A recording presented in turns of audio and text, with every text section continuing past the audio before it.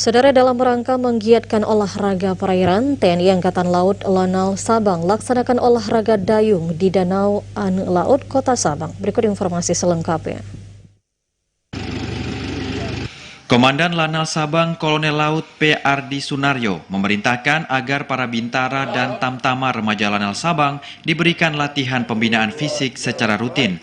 Hal itu dilaksanakan melalui pelatihan dayung Dragon Boat dengan personel 12 orang. Kegiatan latihan dilaksanakan dengan materi pemanasan, teori mendayung, dan cara mengemudi yang disampaikan oleh instruktur dayung Kopka TTG Sutrisno, anggota akun Lanal Sabang. Ia mengatakan ke depan latihan dayung akan dilaksanakan secara rutin 3 kali dalam seminggu untuk meningkatkan teknik dan fisik pendayung. Selain itu, dengan digiatkannya latihan dayung ini diharapkan dapat membentuk atlet dayung profesional yang dapat menorehkan prestasi baik di tingkat daerah maupun nasional nantinya. Dari Sabang, Mahfud, TVRI Aceh melaporkan.